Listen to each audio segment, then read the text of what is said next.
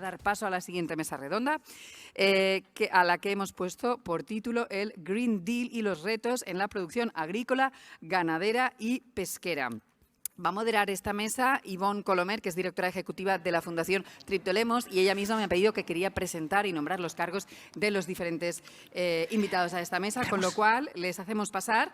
Son Eduardo Mahamonde, Javier Ojeda, Plinio Nazzari, que está online, conectado por Teams, Tasos Aniotis, Marta Jugas, Sonia Callao, y con todos ellos y su moderadora Ivonne Colomer os dejamos porque vamos a empezar una nueva sesión. Que tiene exactamente 39 minutos 55 segundos. Así que mucha suerte. Adelante. Bueno, muchas gracias. Buenos días.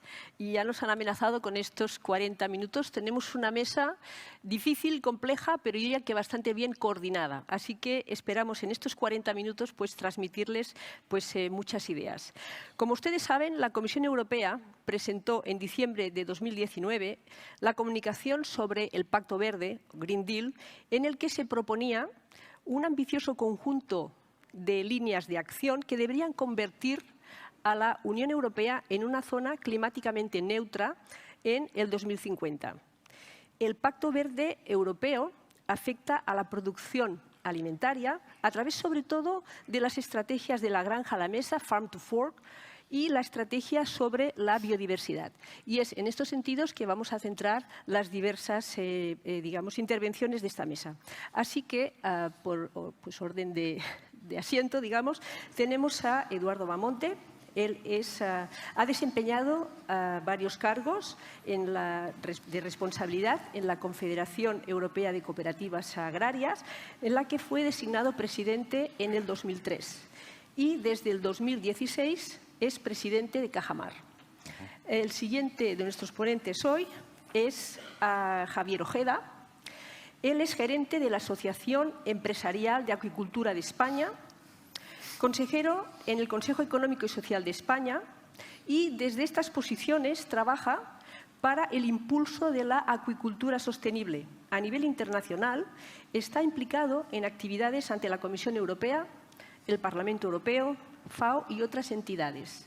Y es, a su vez, secretario general de la Federación Europea de Productores de Acuicultura. También nos acompaña Plinio Nazzari, desde Brasil, Sao Paulo, Brasil. Good morning, Plinio. It's a pleasure. Él es fundador y presidente de Data Agro Consulting y también organiza el Global Agri-Food Forum. Nos acompaña también Tasos Aniotis. Él es un economista agrícola que aporta más de 3 décadas de experiencia profesional en agricultura, especialmente en las áreas de política agrícola, relaciones comerciales agrícolas entre Estados Unidos y la Unión Europea, áreas de seguridad alimentaria, evaluación de políticas agrícolas y análisis del mercado de productos básicos.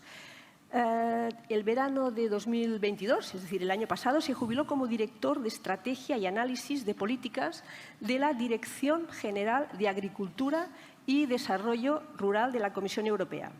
Y en estos momentos él es miembro del Consejo Asesor Científico de 2 proyectos de investigación Horizon del Grupo de Alto Nivel del Consejo de la Unión Europea sobre Innovación en la Economía de la Biosfera y del Panel de Expertos en Nitrógenos de la Unión Europea. Es miembro activo de asociaciones académicas internacionales y europeas. Nos acompaña también la doctora Marta Jugas. Ella ha sido directora científica de la European Food Safety Agency, EFSA, donde ha desarrollado diversos cargos de responsabilidad. En el 2002, Marta fue miembro del grupo científico que preparaba la Cumbre de Sistemas Alimentarios de Naciones Unidas, celebrada en el 2021, y ha sido nombrada recientemente por la Dirección General de la FAO en el Comité Asesor Científico para asesorar al Centro de Sistemas Alimentarios de Naciones Unidas. Y también nos acompaña Sonia Callao. Ella ha trabajado como comisionada experta en la Dirección General de Agricultura de la Comisión Europea, Ha colaborado como experta en agricultura periurbana para la Agencia de Cooperación Internacional para el Desarrollo, la ECID. Es miembro de la Junta de Gobierno de la Sociedad Catalana de Ordenación del Territorio y en estos momentos ella es jefa de la Dirección Territorial Agraria de la Diputación de Barcelona. Bueno, tenemos pues una mesa muy completa y pues ya pasamos tal vez a las preguntas, que es de lo que, digamos, se trata. Eduardo, sabemos que en principio los objetivos del Pacto Verde son pertinentes frente a los actuales retos del cambio climático. Nos referimos a aumento de la población, escasez de recursos, pero los riesgos socioeconómicos de una aplicación incondicionada de las medidas anunciadas no son ni desdeñables ni anodinas. Eduardo, desde esta perspectiva, ¿cómo enfoca el Pacto Verde Europeo? Bueno, muchas gracias. Un placer estar aquí con todos vosotros. Bueno, vamos a ver, yo creo que en términos generales todos estamos concienciados con la necesidad de converger y alcanzar los grandes objetivos que propone el Pacto Verde Europeo, que es una economía más descarbonizada y, por lo tanto, reducir las emisiones y, en definitiva, combatir y atenuar los efectos del cambio climático. El problema no es si estamos o no de acuerdo con estos objetivos, sino cómo lo vamos a conseguir y cuándo lo vamos a conseguir. Y aquí, efectivamente, yo creo que lo primero que tenemos que darnos cuenta es que el mundo ha cambiado en los 2 últimos años. Hemos tenido una pandemia, estamos ahora mismo ante una guerra tremenda en el corazón de Europa y estamos viendo, se ha dicho esta mañana, cómo está creciendo la población. Ya somos 8.000 millones de habitantes y dentro de apenas 20 años seremos más de 9.000 millones de habitantes. ¿Cómo podemos, por lo tanto, producir más con menos? Esa es la cuestión. ¿Cómo? Y, sobre todo, ¿quiénes vamos a hacerlo? Yo creo que, si bien todos estamos en Europa, tanto la sociedad como el sector agroalimentario es un conjunto, y por supuesto Cajamar, somos una caja rural compuesta por nuestros socios son agricultores y ganaderos, la cuestión no es si estamos o no de acuerdo con ese gran objetivo, sino cómo lo vamos a hacer y quiénes lo vamos a hacer. Porque podría darse la paradoja de que ante esas necesidades alimentarias de abastecimiento que van a crecer, se van a multiplicar, vamos a tener que producir de aquí al 2050 un 50% más de alimentos. Si se introducen solo en Europa esas medidas, podría producirse una reducción de la producción en Europa que nos hiciese más dependientes de países terceros que no respetasen esos compromisos de reducción de emisiones. Con lo cual no conseguiríamos ni el efecto de abastecer a un mundo a una población creciente, ni conseguiríamos mitigar los efectos del cambio climático. Luego, por lo tanto, yo creo que ante un problema global como este, enorme, lo que tiene que haber es un pacto global y que este pacto verde europeo no solamente sea un pacto verde europeo, sino que sea un pacto verde mundial. Porque, insisto, ante un problema global no se puede atender con soluciones parciales o que afecten solamente a una parte del mundo. Europa es una gota en un océano y, en definitiva, podrían producirse, como digo, una reducción de la producción en Europa, una mayor dependencia externa y, finalmente, que los países exportadores, digamos, a la Unión Europea, pues no cumpliesen los estándares que aquí se nos exigen, con el consiguiente distorsión de competencia y, al mismo tiempo, no consiguiendo alcanzar los objetivos que, en principio, deberíamos de compartir, no solo los europeos, sino el conjunto de la humanidad. Gracias, Eduardo. Estamos todos de acuerdo con los objetivos. Tenemos que matizar el cómo y tal vez incluso el cuándo. Exactamente. Bien. Javier, el pescado es la proteína animal que más crece en el mundo. Su consumo en la Unión Europea se cifra más o menos en unos 20 kilos persona y año y creciendo. Desde su sector, ¿cómo enfocan el Green Deal? Bueno, igual gracias por ofrecerme estar aquí en tan importante evento. Los acuicultores somos productores primarios, por lo tanto estamos muy afectados por el Green Deal. Has mencionado una cifra de consumo de productos acuáticos en la Unión Europea. En España es superior, pero quiero destacar que la Unión Europea es el principal mercado internacional de productos acuáticos. Es donde más se comercia, entre entradas principalmente y salidas. Sepamos que el 70% de todos los productos acuáticos que consumimos en la Unión Europea son de importación, por lo que todo lo que vamos a estar escuchando hoy es especialmente relevante. Y lo digo por el Green Deal, coincidiendo con las palabras de Eduardo, porque, si me permite la asimilación con lo que es la música, la letra del Green Deal es buena, pero el ritmo no.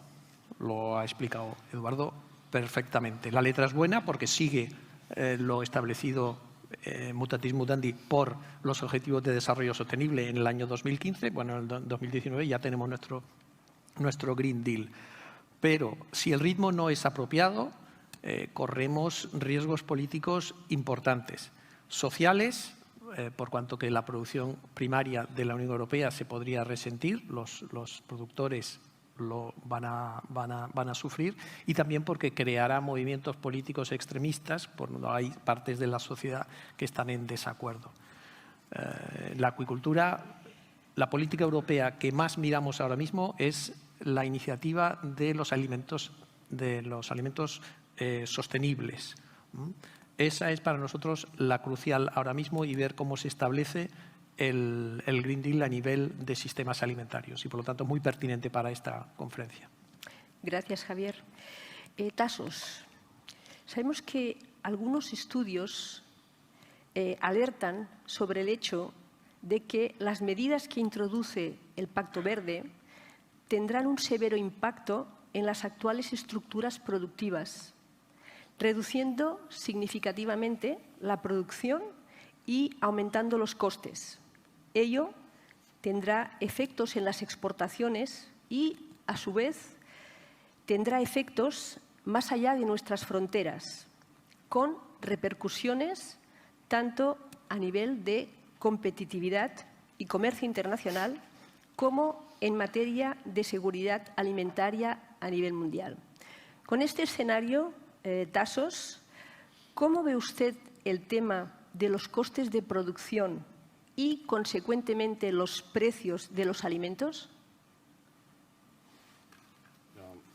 First of all, I would like to thank you also for the opportunity to be with you, and also for checking that I don't need that much translation, so I need to refresh my Spanish a bit. Now, I would start with where we are today, because where we are today is a bit different from where we started when the studies were made. Now, we're facing a very significant overall increase in all the commodity prices, which is driven by three basic factors. One is the bottlenecks that were created with the asymmetric exit from the pandemic. Second, it has to do with the fact that there is a very significant increase in energy costs because of the energy transition. And third, linked to that, also because of the Russian invasion in Ukraine that had an indirect impact in agriculture through fertilizer prices, and a very direct with the damage that was done in Ukraine. If you take all these three factors together, they put a longer-term risk when it comes to the cost of production and also to the cost of the consumption of food. And especially the consumption of food, exactly because today, for every euro that we spend on food, 10 to 20 cents go to the producer, where 50 years ago there was half that went to producer. There is a risk that food prices and energy prices, the prices for the two basic human needs, stay high in the foreseeable future. Now, what have we done in the past to address this issue? What we have done is we had focused on increasing productivity and thus reducing the marginal cost of production. In economic terms and in economics, we were shifting the supply curve to the right. Can we do that today? If we look at existing practices in the full spectrum, from precision farming all the way to organic farming, producing more or the same as before with less environmental footprint is not only possible theoretically, it's being done on practice. What is not being done is advertising what is actually exists there, and creates this possibility of addressing and reversing this upward trend in the cost of production. How did it do it in the past? By focusing on three areas. First, on productivity. Second, on science. And third, on trade. But the problem that I see that we have increasingly is there is an allergy in the use of the term of productivity, and a confusion with what is productivity and what is productivism, because you can be more productive, more efficient by reducing your environmental footprint. Second, there is a serious problem not in the generation of new knowledge when it comes to science, neither in the transmission of this knowledge when it comes actually to how we disseminate that, but especially in the perception of science, and we've seen it very clearly with vaccination. It seems that when it comes to human health and animal health, a certain science and biotechnology is fine. When it comes to plant health, we have a different approach. And third, there is also, we have done it with trade, and we need to focus more on trade and also focus very significantly on the fact that trade does not only generate winners, but losers, and the winners need to find ways to compensate the losers in this process. Thank you, Tassos. Ya ven ustedes que el tema no es fácil, pero estamos en ello. Plinio, from Brazil. Brazil is one of the largest food producers and exporters in the world. From this perspective, how do you see the Green Deal? Well, hello, everybody. Thank you, Dr. Colomer, and panelists, colleagues, and participants attending this summit. We believe, I would like to start commenting the address of the Indian ambassador in the previous panel, who tackled the importance of standardization of norms across countries to establish a fair ground for competition.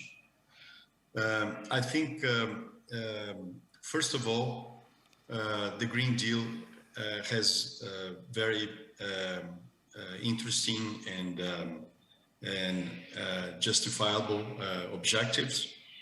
And the achievement of these objectives will have consequences, of course, to European producers and consumers. And there are competition and trade-related issues around the implementation of the Green Deal. What we have learned in Brazil, and I think it should be a matter of greater study, is that there is a virtuous integration between food and energy agriculture. The conversion of basic primary goods into processed goods increases the value of primary goods to the point that it stimulates innovation and implementation of this innovation. This is what moves productivity, and this is what needs to be understood in the process of establishing common grounds of standardization.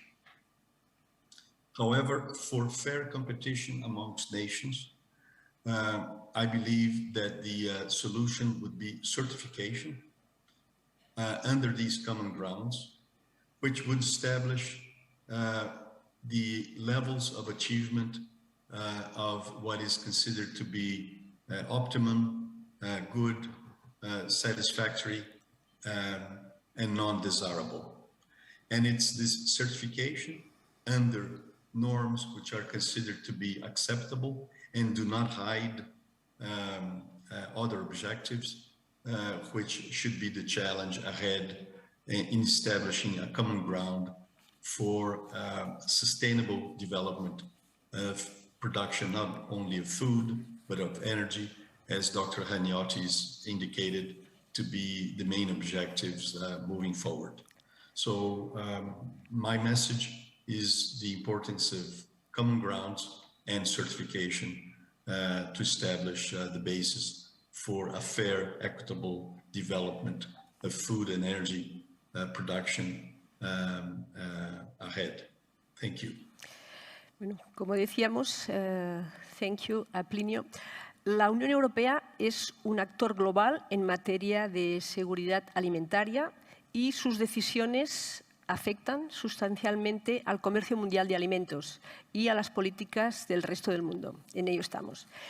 Pasamos a nuestro siguiente ponente. Tenemos aquí un reloj en rojo que nos va descontando. Nos han dado 40 minutos en esta mesa, pero yo creo que tenemos la posibilidad de una segunda ronda de preguntas. Así que, Marta, tenemos el riesgo de aumentar la necesidad, como decíamos, de importar alimentos de terceros países que podrían o no guiarse por los mismos principios que determina la Unión Europea en su Pacto Verde. Es decir, que las nuevas políticas sostenibles comporten el riesgo de importaciones insostenibles.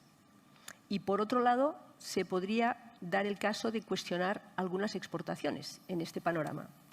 Marta, ¿cómo analizaría este enfoque desde su background científico? Buenas tardes. Muchas gracias, Ivonne, por la pregunta y también gracias por la oportunidad de estar aquí hoy. Bueno, yo creo que Plinio ha también mencionado una serie de elementos que son también muy básicos para mi respuesta, porque cuando hablamos de seguridad alimentaria, en español no distinguimos entre seguridad e inocuidad. Pero en el ámbito de la inocuidad de los alimentos tenemos ejemplos que han funcionado y están funcionando muy bien. Cuando importamos alimentos, estos alimentos deben ser producidos de la misma forma en que los produciríamos en la Unión Europea con los mismos estándares de inocuidad. Y eso quizás lo podríamos trasladar al punto de vista de sostenibilidad, aunque no es fácil, porque la sostenibilidad es un concepto muy complejo que tiene tres elementos: el social, el económico y el medioambiental. ¿Cómo medimos la sostenibilidad? Tenemos que introducir unas métricas que hoy no tenemos para monitorizar y para poder valorar la sostenibilidad de un producto o durante toda su vida, desde la producción hasta que llega ya a ser un producto comercial. Y esto no es fácil, pero también creo que aquí la ciencia puede ayudar, como ha ayudado enormemente en el caso del Codex Alimentarius, que es esta organización de FAO y de la OMS, que establece los estándares desde un punto de vista de inocuidad. Y ahí todos los países se ponen de acuerdo evaluando estos estándares para proteger, en este caso es la salud, pero en el caso de sostenibilidad sería más múltiple, sería el ambiente, sería la economía, sería también la salud, y poder tener un comercio justo y equitativo con los otros países. Para mí esto es básico para poder avanzar en el sistema de los objetivos de sostenibilidad sin, como tú bien has dicho, Ivonne, exportar la insostenibilidad a otros países y protegernos solo en Europa y no global. Tiene que ser global y tiene que pasar, a mi modo de ver, es una propuesta, no es fácil la solución para un sistema que evalúe, cuantifique la sostenibilidad y haga que otros países se puedan adherir y pueda haber este comercio justo. Gracias, Marta. Sonia, el Green Deal cambiará la manera de producir. ¿Cómo será el agricultor del futuro? El agricultor del futuro nadie sabe cómo será, es imposible predecir, ¿no? Será grande, será pequeño, estará integrado, será empresario, será asalariado, será un robot. ¿Será un técnico de laboratorio que hará hamburguesas, ¿no? Por reproducción clonal? No lo sabemos cómo es el agricultor del futuro y sería un debate interesante e invito, ¿no?, a que un día reflexionemos sobre el agricultor del futuro y sobre cómo queremos que sea el agricultor del futuro. En 2 años lo hacemos. Pero si nos centramos quizás, hablemos un poco de la dimensión, ¿no?, de la empresa agraria o del agricultor del futuro, quizás un poco el debate puede estar allí, y cómo el Green Deal podrá afectar a esta dimensión de este empresario agrícola o agricultor del futuro. 2 elementos de reflexión. El primero, el Pacto Verde Europeo establece que en el año 2050 las emisiones, ¿no?, de efecto invernadero tendrán que ser 0. Sabemos que el sistema alimentario repercute en un 25-33%, ¿no?, oscilan los datos de lo que son los gases de efecto invernadero, sistema alimentario. Y sabemos que un 7% del total de emisiones del sistema alimentario es por el transporte. Europa, de momento, no está diciendo claramente vamos a cerrar fronteras, queremos ser, ¿no?, emisiones 0, sistema alimentario localizado europeo o localizado a nivel de ciudades europeas, y aquí un poco provoco, podría plantearse eso. Eso querría decir que tendríamos agricultores quizás más locales y más próximos. ¿no? Eso sería una primera reflexión. ¿Hasta qué punto queremos ser, ¿no? Cero emisiones, sistema local europeo alimentario, que un poco salía por aquí. La segunda reflexión es en cuanto a las obligaciones que está marcando el Pacto Verde Europeo a nivel de la producción agraria. Está indicando que tiene que ser sostenible, está poniendo objetivos cuantificables que Europa normalmente no ha querido cuantificar, ¿no? Y dice, 2030, 25% de la superficie agrícola europea en producción ecológica. Reducción en el 2030 de pesticidas, de fertilizantes, ¿no? Está poniendo los objetivos, entonces aquí la pregunta que nos planteamos, ¿no? A nivel europeo es ¿qué repercusión va a tener eso en el tipo de agricultor que tenemos hoy? El agricultor de hoy que está orientado a un mercado de producción integrada, porque casi todos, ¿no? hacen producción integrada hoy en día, ¿cómo va a acompañar Europa este proceso? Sí que la PAC, ¿no? Nueva PAC, va a acompañar en cuanto a subvención, pero ¿cómo va a acompañar a este agricultor en esta transformación de un sistema de producción? Aquí hace falta innovación, conocimiento y que llegue a todos los tipos de agricultores, a las empresas, pero también al pequeño agricultor. ¿Cómo lo va a acompañar? ¿Cómo va a compensar el cambio de negocio? Si tú estás vendiendo en el mercado convencional, que es el mayoritario, ¿no? en Europa, ese cambio de mercado, ¿no? ¿Cómo va a repercutir en las empresas? ¿Cómo se van a adaptar las empresas pequeñas, medianas y grandes, ¿no? Entonces, aquí habrá que ver cómo se acaba concretando el Green Deal, ¿no? En cuanto a las protecciones agrarias y cómo repercute. Hay un dato muy importante que no ha salido y que me gustaría mencionar, porque el dato es ciertamente alarmante y la tendencia en Europa nos está diciendo que nos quedamos sin agricultores. Números de Eurostat, números de Eurostat en el periodo, lo que he conseguido, 2005-2013, se perdieron 475.000 explotaciones agrarias al año en Europa. Eso quiere decir 1.300 explotaciones al día. Perdemos 1.300 explotaciones al día de agricultores. Si trasladamos a la realidad de Barcelona, un poco pues los datos son semejantes. En 20 años perdimos, ¿no? en Barcelona y en el entorno, 60% de los agricultores. Es decir, que si no actuamos, la realidad ya no es de cómo serán, sino que vamos a perder agricultores y vamos a un proceso de concentración de las empresas agrícolas. Actualmente, 50% de todas las tierras cultivables europeas están en manos del 3% de las explotaciones. La mitad de la tierra productiva agrícola la controlan 3% de las empresas. La tendencia nos dice que vamos a esta desaparición de la pequeña y mediana empresa, pero la sociedad nos está diciendo, y antes lo comentaba la compañera de California, que la sociedad quiere cada vez producto más local, no habla de ecológico, la sociedad en general, habla de producto local, de proximidad. Entonces aquí habrá que ver este encaje, ¿no? de Green Deal, a la sociedad, qué sistema alimentario, cómo abastecemos a las ciudades.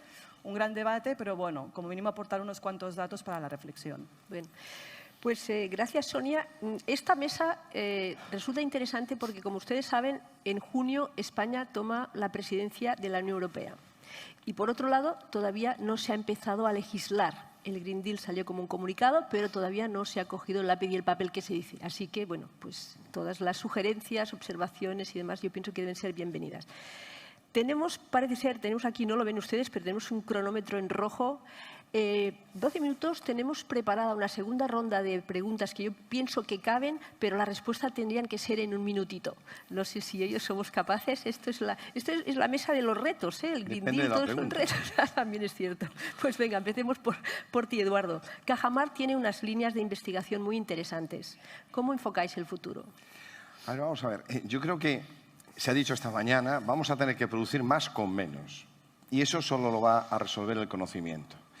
Lo ha dicho Daniel Ramón y yo creo que efectivamente no le podemos primero poner puertas al conocimiento, porque va a ser la clave para, en definitiva, mejorar la eficiencia. Fíjense que hablo de eficiencia y no de competitividad, la eficiencia. Ahora bien, yo insisto en algo que yo creo que no se ha dicho suficientemente esta mañana, o al menos no lo he oído. Para nosotros la clave no solamente que exista el conocimiento, sino cómo se transfiere ese conocimiento. Y sobre todo cómo se transfiere el conocimiento a los productores, para que los productores también se puedan beneficiar de ese conocimiento y mejoren su eficiencia y puedan permanecer en la cadena. Porque esto no tiene una solución fácil. Tenemos productores, tenemos industrias agroalimentarias, tenemos finalmente que llegar a un consumidor a precios razonables.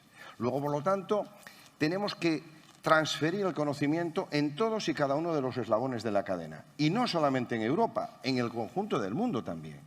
Entonces, ¿cómo lo hacemos? Nosotros nacimos hace 60 años en Almería. Almería es la zona, el desierto de Europa. Precipitaciones de menos de 200 milímetros al año. No representa más del 0,25% de la superficie agrícola de España. Consume menos del 2% del agua de riego de España y representa nada más y nada menos que el 8% de la producción final agraria de España y el 24% de la producción de hortalizas de España. Hemos convertido el desierto en la huerta de Europa y lo han hecho explotaciones familiares. Son pequeños agricultores y cooperativas. Luego es posible. Ahora, ¿cómo es posible? Pues aquí Cajamar ha tenido la visión hace 60 años de crear un centro de experimentación donde experimentamos las mejores tecnologías y las transferimos y formamos a los agricultores para que las implanten. Ahora mismo tenemos, gracias también a la colaboración europea y de INCIDE, una incubadora de alta tecnología del agua donde tenemos 62 empresas trabajando en las nuevas tecnologías de sensorización para reducir la utilización del agua todavía más.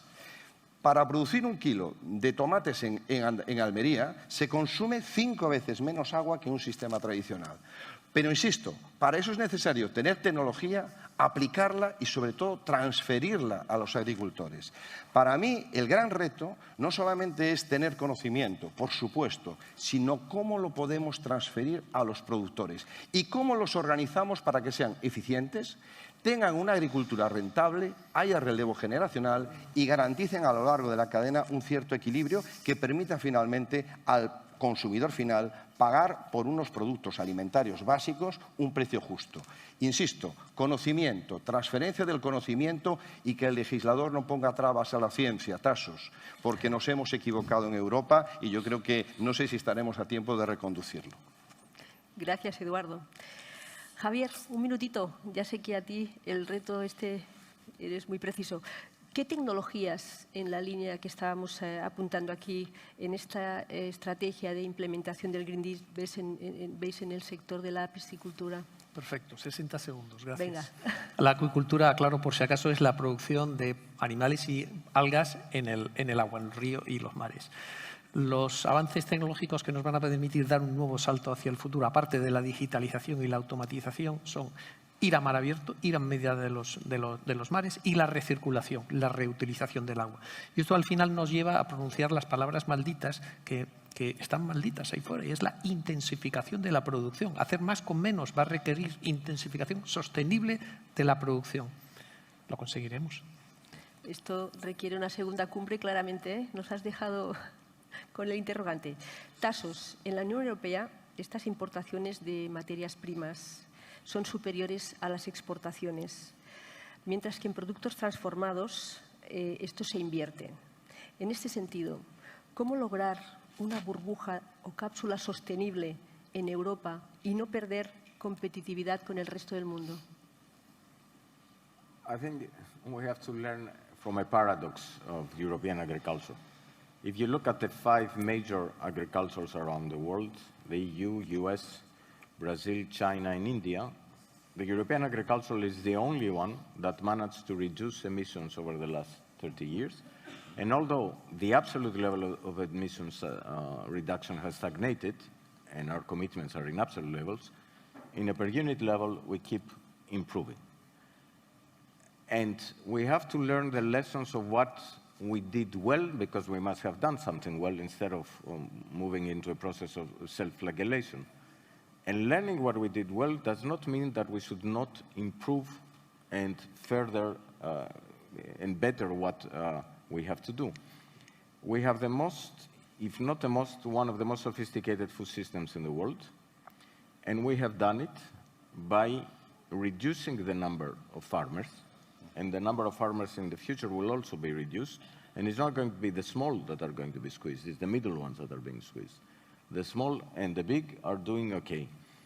The important thing that, and the manner by which we did it, is that making sure that the ones that are living in the farming sector find opportunities in rural areas. That's the important thing. Because we have to open space for the younger farmers. and the younger farmers need to address pressures on land. And in my view, what we need to address head-on is the fact that we do have in Europe a serious problem with perceptions of science that blocks the capacity of the agricultural sector to make the necessary steps to focus not only in Europe, but what is a global problem. And the global problem is not only climate change, it's also food security. There is no such thing, food security, for the European Union, Africa, or the US. It's a global problem, and we need to address it as a major exporter that becomes more sustainable in the future than what we are today. Thank you, Tassos. Plinio, after all these considerations, do you want to add any recommendation or something, some consideration from Brazil? Well, I think the examples around the world of how mankind has been able to achieve higher levels of productivity can be found in the US, Europe, Brazil. In Brazil, we had the development of tropical agriculture, which can be applied in many parts of the world. I think the main issue is to agree on which are the ESG standards which we should be pursuing ahead of us and agree a fair ground for competition amongst nations in meeting these challenges of food supply, environmental protection, social safeguards, which are common to everybody living in this planet. So I think this is the challenge, but I'm sure that with institutions like Triptolemos, GAF, and the expertise around the world in many policy-oriented forums, we will be able to achieve this goal. Thank you, Plinio. Marta, 1 minute. Es muy importante la comunicación. Ha salido en bastantes de las mesas de este summit. La comunicación al consumidor. Finalmente tenemos claro que queremos unas dietas sanas, suficientes, sostenibles y a precios asequibles, que a veces se nos olvida el detalle. ¿Cómo comunicamos todo este entorno, una comunicación eficiente al consumidor? ¿Hemos hecho suficiente esfuerzo o qué opinas en este sentido? En un minutito. Sí. No, la comunicación es siempre un tema pendiente y no podemos nunca dejarlo para el final o pensar que lo decidiremos al final como comunicamos. Tiene que estar integrado desde el principio en cualquier proceso. Y también tenemos que utilizar las personas que los consumidores tienen más confianza y las encuestas han dicho varias veces que son los científicos. Entonces, es verdad que hay que comunicar más, mejor manera y utilizando personas que los consumidores puedan confiar en ellas. Pero también lo ha dicho Daniel Ramón esta mañana en su brillante presentación. Es más difícil destruir un prejuicio que un átomo. Entonces, el tema no es fácil, pero debemos continuar en ello y hacer todos los esfuerzos para que los mensajes lleguen a la audiencia final, que en este caso es el consumidor. Somos todos nosotros. Todos nosotros, ciertamente. Sonia, te voy a hacer una pregunta que sé que te encanta y en un minuto ya no sé. Cada año se pierden en Europa miles de hectáreas de terreno cultivable. ¿Qué políticas cree que se deberían implementar para evitar esta situación? Sí, bueno, creo que me interesa a mí la pregunta, nos interesa a todos, porque llevamos 2 días hablando de que hay que incrementar la productividad de todo el planeta, ¿no? de alimentos por la previsión de crecimiento demográfico esperado en el 2050. Hablamos de productividad y, sin embargo, como tú decías, y tengo la cifra, y me asusté cuando vi la cifra, de que Europa pierde cada año de promedio 1 millón de hectáreas. 1 millón de hectáreas se está perdiendo Europa. Entonces, es una cifra para mí preocupante en el contexto de emergencia que nos encontramos, ¿no? Y con estas previsiones.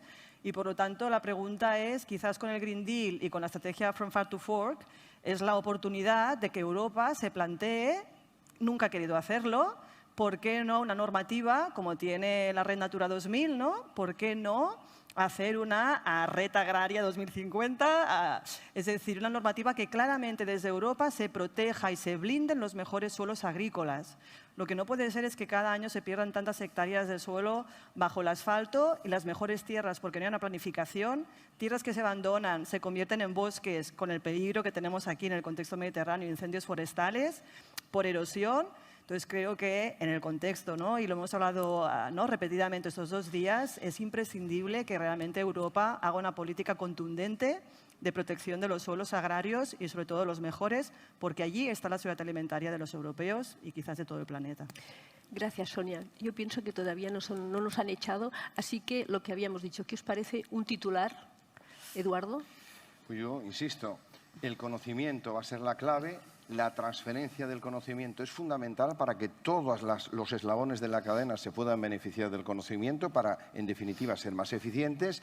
Y terminaría diciendo mercado global solo para aquellos países y aquellas áreas económicas que estén dispuestos a cumplir con requerimientos que, en definitiva, no eviten distorsiones de competencia. No podemos tener un mercado global abierto a todos que no están dispuestos a cumplir con las mismas normas. Gracias. Javier, titular. Sistemas alimentarios sostenibles y cuidemos a los productores porque la comida no cae del cielo. La fabrican los productores. Bien. Tasos. Well, there is such a thing as sustainable productivity if only use a little bit of science to go out and look for it. It's clear. Marta. La urgencia de las acciones, que tenemos que hacerlo ya, no podemos esperar un día más. Sonia. Un debate contundente, claro, transparente sobre lo que digo las 4 Rs del sistema alimentario, que son la relocalización de los sistemas, la regeneración de los suelos agrarios, la regularización para protegerlos y la racionalización del consumo, evitando el malbaratamiento y la pérdida de alimentos en la cadena. Plinio, just the last word. Working together for a common ground for future development in a sustainable world. Thank you. Thank you so much. Y para terminar, si se han quedado con más ganas de saber, les recomiendo leer este informe sobre el impacto del Pacto Verde Europeo desde un enfoque de sistema alimentario global sostenible que Fundación Triptolemos hizo con la colaboración de 30 investigadores de diferentes especialidades. El problema es poliédrico, las soluciones son muchas, tenemos claro qué tenemos, digamos, hacia dónde tenemos que llegar, pero falta el cómo, el cuándo y unos cuantos interrogantes. Así que esto lo encontrarán en la página web de Fundación Triptolemos y, pues, en fin, pues muchísimas gracias a todos los ponentes, yo creo, no nos han reñido mucho por haber, digamos, dicho tanta información desde tantos ángulos en poco tiempo. Así que muchísimas gracias y, por supuesto, muchas gracias por su atención. Gracias. Gracias, muchas gracias. Muchísimas gracias a todas y a todos. Ha sido un placer escucharos. Y sí, habéis contenido muy bien toda esta información porque no era fácil en la reducción de tiempo en los timings que hemos ido ajustando.